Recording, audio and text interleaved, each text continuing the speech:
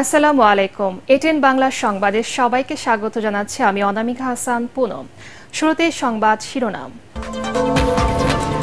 দাবি আদায়ে অনড় পাবলিক বিশ্ববিদ্যালয়ের শিক্ষকরা, অষ্টম দিনে গড়ালো পেনশন স্কিম বন্ধের আন্দোলন।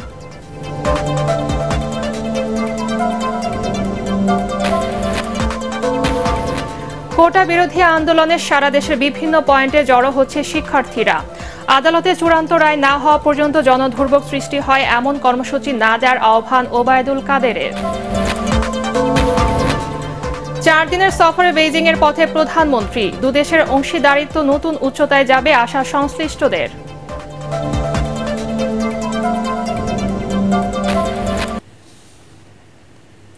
শুনছিলেন সংবাদ শিরোনাম, এবারে বিস্তারিত।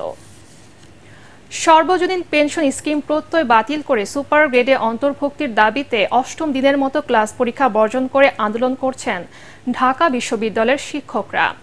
কলা ভবনে অবস্থান কর্মসূচিতে তারা জানান, অবিলম্বে তাদের যৌক্তিক দাবি মেনে নিতে হবে।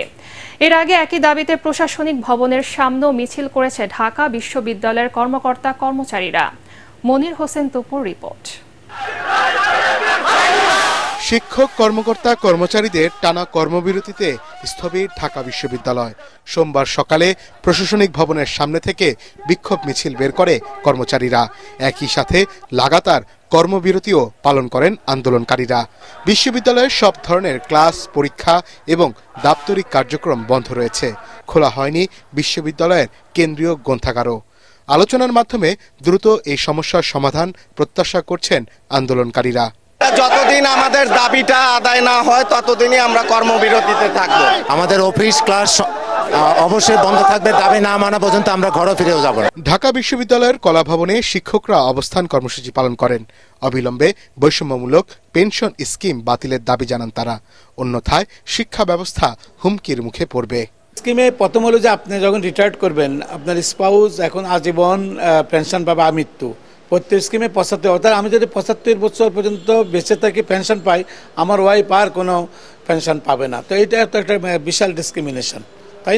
এদিকে একই দাবিতে বাংলাদেশ বিশ্ববিদ্যালয় শিক্ষক সমিতি ফেডারেশনের ডাকে 1 জুলাই থেকে সারা দেশে পাবলিক বিশ্ববিদ্যালয় এই কর্মসূচি পালন করছে। বন্ধ রয়েছে শিক্ষা কার্যক্রম। মনির হোসেন তপু, এটিএন বাংলা, ঢাকা। 4 দফা দাবির কোটা সংস্কার আন্দোলনকে 1 দফায় নামিয়ে এনে আবারও সারা দেশে অবস্থান কর্মসূচি পালন করছে আন্দোলনকারী শিক্ষার্থীরা। সব গ্রেডে অযৌক্তিক ও বৈষম্যমূলক কোটা বাতিল করে সংসদে আইন পাশের মাধ্যমে তা সংশোধন করার 1 দফা দাবিতে অনড় আন্দোলনরত শিক্ষার্থীরা। এদিকে কোটা পদ্ধতি বাতিলের দাবিতে রেলপথ অবরোধ করেছেন রাজশাহী বিশ্ববিদ্যালয়ের শিক্ষার্থীরা। বেলা 12টার দিকে বিশ্ববিদ্যালয়ের চারুকলা সংলগ্ন ফ্লাইওভারের নিচের রেলপথে অবস্থান নিয়ে শিক্ষার্থীরা আন্দোলন শুরু করেন। এ সময় রাজশাহীর সঙ্গে সারা দেশের রেল যোগাযোগ বন্ধ ছিল। রংপুরে বেগম রোকেয়া বিশ্ববিদ্যালয়ের শিক্ষার্থীদের পদযাত্রার সাথে চলছে অবস্থান কর্মসূচি। বেলা 11টায় বিশ্ববিদ্যালয়ের বঙ্গবন্ধু মোড়াল থেকে পদযাত্রা শুরু করে বিভিন্ন সড়ক ঘুরে নগরীর মডার্ন মোড়ে গিয়ে অবস্থান করছে আন্দোলনকারীরা।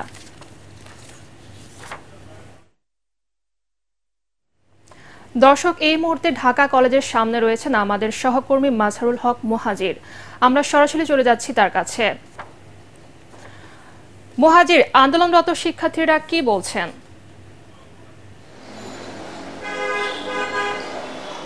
পুনম, আপনি জানেন যে 2018 সালের পর আবারও কিন্তু উত্তাল সড়ক, উত্তাল রাজপথ। কোটা আন্দোলনকারীরা কিন্তু গতকালকে যে বাংলা ব্লকের কর্মসূচি ছিল তার দ্বিতীয় দিন আজকে আমরা দেখতে পাচ্ছি। বেলা 2:30 থেকে আসলে তাদের মূল কর্মসূচি শুরু হলেও এখন থেকে আপনারা দেখতে পাচ্ছেন যে ঢাকা কলেজের সামনে বেশ কিছু সাধারণ শিক্ষার্থী যারা আছেন তারা অবস্থান করছেন। তারা আসলে একে একে জড়ো হচ্ছেন।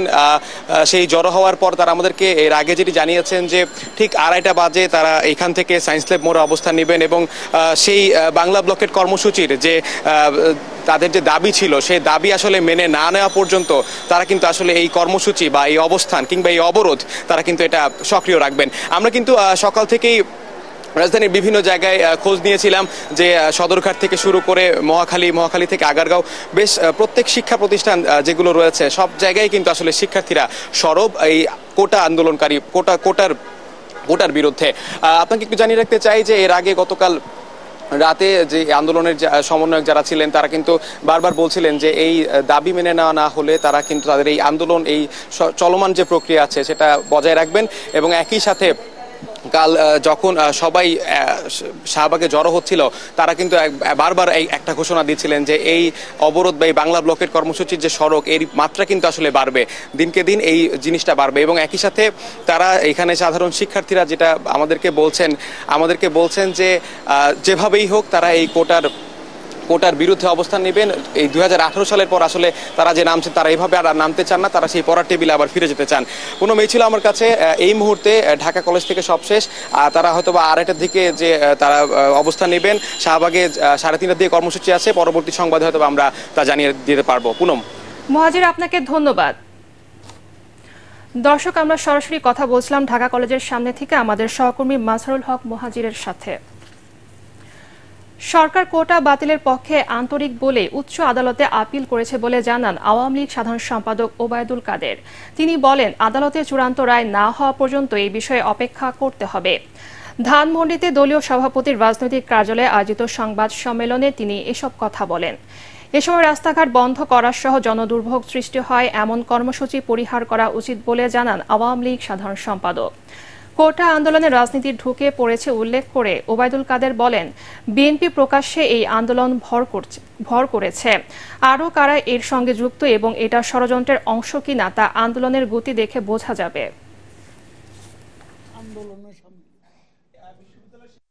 উচ্চ আদালতের রায় না হওয়া পর্যন্ত আমাদের অপেক্ষা করতে এবং কোনো প্রকার উত্তেজনা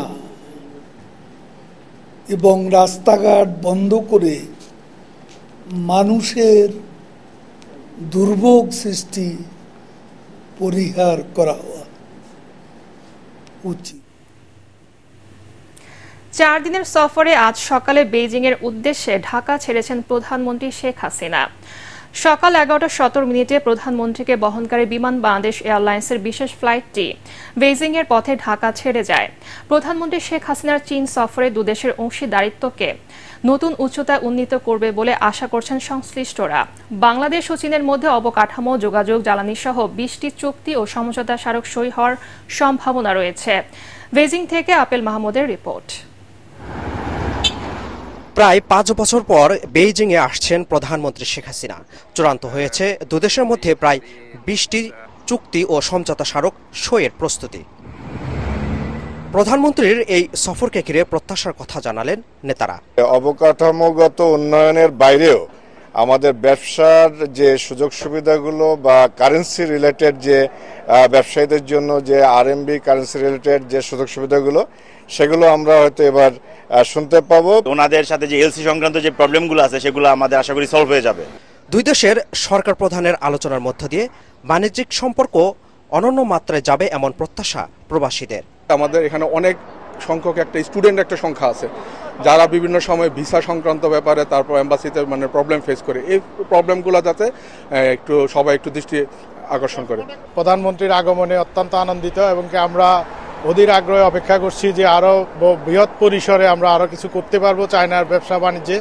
যে সব প্রত্যাশা নিয়ে আসছেন যা আমাদের দেশের জন্য উন্নয়ন সহযোগী, ইনশাআল্লাহ আমাদের মাননীয় প্রধানমন্ত্রী সেই সহযোগিতা সেই আশা পূর্ণ করবেন।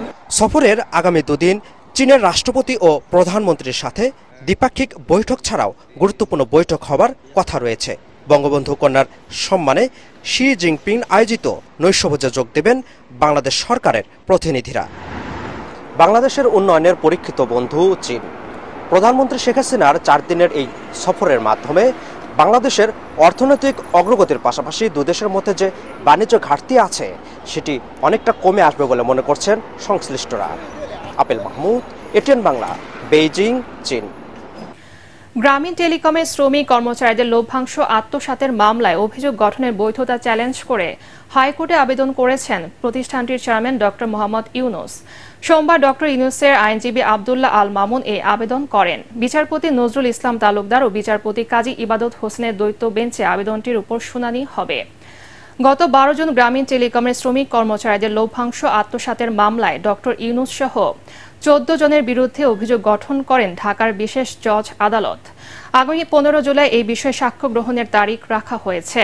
গ্রামীণ টেলিকমের কর্মীদের লভ্যাংশের প্রায় 25 কোটি টাকা আত্মসাতের অভিযোগে গত বছরের 30 মে মামলা করে দুর্নীতি দমন কমিশন দুদক।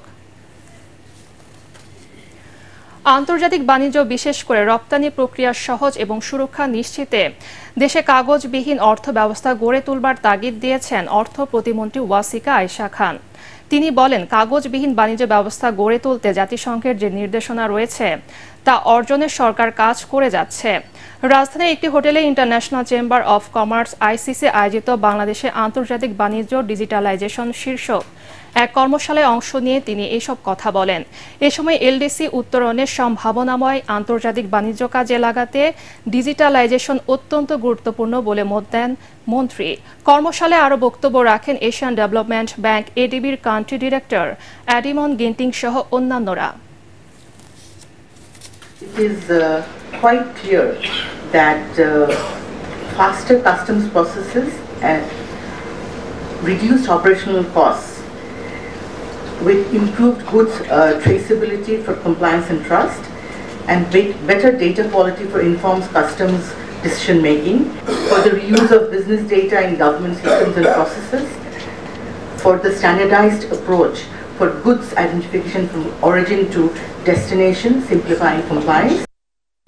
অবশেষে টেকনাফ সেন্ট মার্টিন দ্বীপ নৌপথ স্বাভাবিক হয়েছে। টানা 33 দিন পর রোববার থেকে দ্বীপের সঙ্গে টেকনাফের নৌ রুটে চলার ও স্পিড বোটে যাত্রী পারাপার শুরু হয়।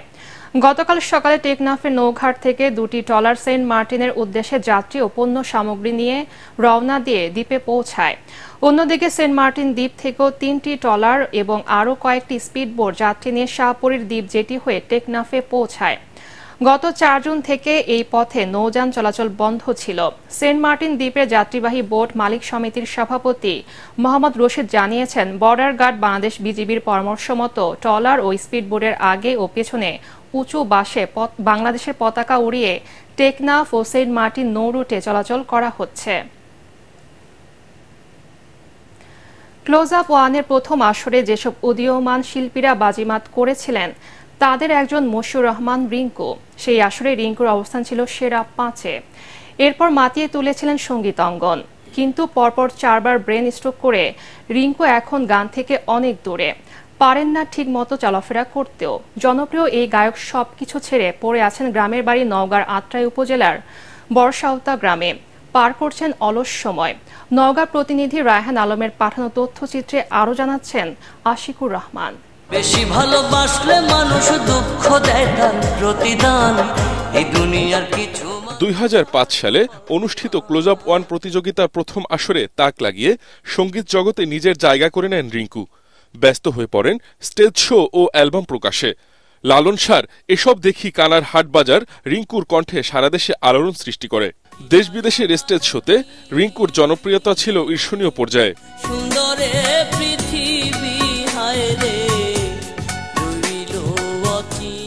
কিন্তু হঠাৎ ছন্দপতন। 2016 সালে মারা যান রিঙ্কুর বাবা। ওই বছরই অস্ট্রেলিয়ায় স্টেজ শো করতে গিয়ে বাবার মৃত্যুর শোকের কথা শুনে স্টেজে স্ট্রোক হয়। এরপর 2020 সালের মধ্যে দেশে আরও 3 বার স্ট্রোক করেন রিঙ্কু। তারপর থেকেই নিজেকে গান থেকে দূরে সরিয়ে রেখেছেন। অসুস্থ হওয়ার পর সহশিল্পীরা রিঙ্কুর কোনো খোঁজ খবর নেন না। অভিমানে তিনি আর গানের জগতে ফিরতে চান না। তবে এখনো রিঙ্কুর কাছে গানের প্রস্তাব আসে। সব প্রস্তাব ফিরিয়ে দেন গান গাইতে পারেন না বলে। স্টেজ শো করতে যে প্রথম অস্ট্রেলিয়া এবং তারপরে 3 বার বাংলাদেশে, বাংলাদেশের পরে প্রথম স্টপ করছে। বাড়িতে থাকবো, বাড়িতে আছি। প্রতাপের যারা ছিল আমার সাথে তারা কে খোঁজ খবর নেয়নি, এমন চাই না। গান চলচ্চিত্রের অফার এখনো পাই, কিন্তু আমি তো নিজে ভালো করে গাইতে পারি না। এমন একজন কণ্ঠশিল্পী অসুস্থ হয়ে পড়ে আছেন, মেনে নিতে পারেন না স্থানীয়রা। প্রিয় শিল্পীর সুস্থতায় সবার কাছে দোয়া চান তারা। আল্লাহর কাছে দোয়া করি যাতে ভাই আবার আমাদের কাছে আগের রূপে ফিরে আসতে পারে। তার গান আমরা এখনো শুনি, আগে শুনতাম। তার গান এত ভালো লাগে যে আমাদের মাঝে মনে করেন যে কোনোদিন পুরনো হবে না গানগুলো। সে যেন আবারও গানের জগতে ফিরে আসতে পারে। তো আপনারা সবাই দোয়া করবেন। রিঙ্কু সুস্থ হয়ে আবারও গানের মঞ্চ মাতাবেন, এমনটাই প্রত্যাশা সবার। Bureau report, ATN Bangla. এবারে আল আরাফা ইসলামী ব্যাংক অর্থ সংবাদ।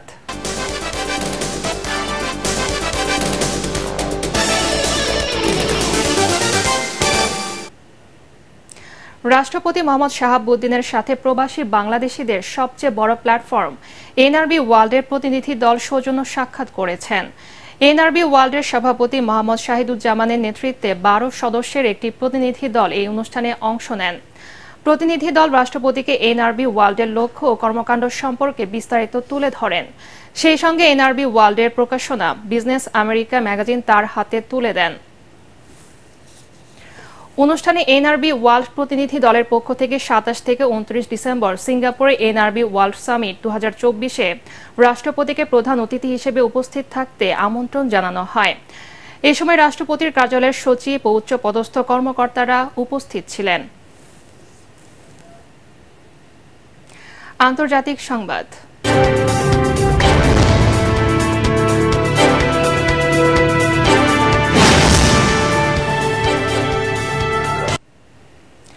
ফ্রান্সের পার্লামেন্ট নির্বাচনের প্রথম ধাপের ভোটে উগ্র ডানপন্থীরা এগিয়ে থাকলেও দ্বিতীয় দফায় তারা তা ধরে রাখতে পারেনি। এককভাবে কেউ নিরঙ্কুশ সংখ্যাগরিষ্ঠতা না পেলেও প্রাথমিক ফলাফলে এগিয়ে বামপন্থী নিউ পপুলার ফ্রন্ট। ফ্রান্সের রাষ্ট্র টেলিভিশনের দেয়া বুথ ফেরত জরিপের তথ্য মতে 577 আসনের পার্লামেন্টে 172 থেকে 215টি আসন পেতে চলেছে বাম জোট নিউ পপুলার ফ্রন্ট। দ্বিতীয় সর্বোচ্চ আসন পেতে যাচ্ছে ম্যাক্রোর মধ্যপন্থী জোট টুগেদার অ্যালায়েন্স। এই জোটটি পেতে পারে 150 থেকে 180টি আসন, আর 115 থেকে 155টি আসন নিয়ে তৃতীয় অবস্থানে উগ্র ডানপন্থী ন্যাশনাল র্যালি। এরই মধ্যে পরাজয় স্বীকার করে নিয়েছেন প্রেসিডেন্ট ইমানুয়েল ম্যাক্রোর জোট এবং উগ্র ডানপন্থী ন্যাশনাল র্যালির নেতারা। ওপর দিকে সরকার গঠনের আমন্ত্রণ জানাতে প্রেসিডেন্টের প্রতি আহ্বান জানিয়েছেন বাম জোটের নেতারা।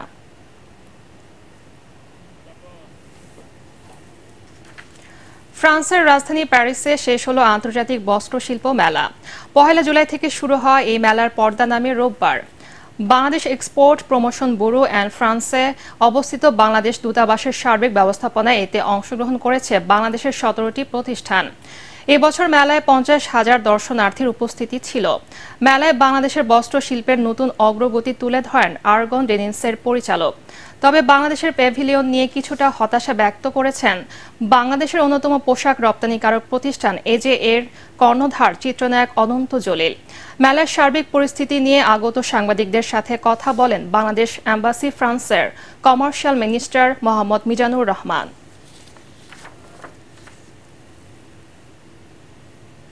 পার্টেক্স খেলার খবর।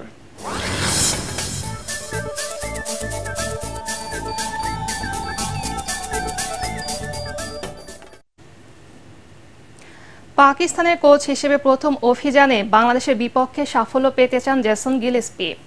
টাইগারদের বিপক্ষে টেস্ট সিরিজকে সামনে রেখে আনুষ্ঠানিক সংবাদ সম্মেলনে সাবেক এই অস্ট্রেলিয়ান পেসার বলেন, বাংলাদেশ ভালো দল, তাই তাদের বিপক্ষে তারা সতর্ক থাকবেন।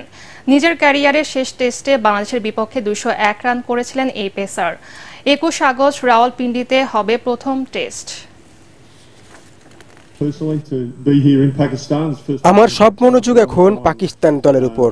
আমি কিভাবে এই দলটির পারফরমেন্সে ইতিবাচক প্রভাব ফেলতে পারি সে চেষ্টা করব। বাংলাদেশ খুব ভালো দল, প্রতিপক্ষ নিয়ে যেভাবে বিশ্লেষণ করা দরকার আমরা তা করব। চেষ্টা করব তাদের বিপক্ষে যেন প্রভাব বিস্তার করতে পারি। দায়িত্ব নেওয়ার পর আমার প্রথম টেস্ট ম্যাচ হবে এটি, আমি সেজন্য মুখে আছি।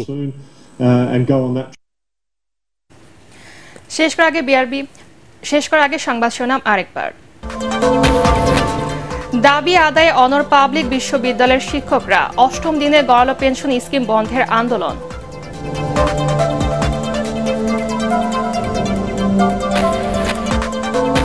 কোটা বিরোধী আন্দোলনে সারা দেশের বিভিন্ন পয়েন্টে জড়ো হচ্ছে শিক্ষার্থীরা।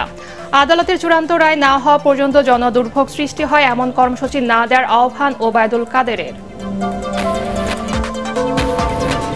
4 দিনের সফরে বেজিং এর পথে প্রধানমন্ত্রী। দুদেশের অংশীদারিত্ব নতুন উচ্চতায় যাবে আশা সংশ্লিষ্টদের।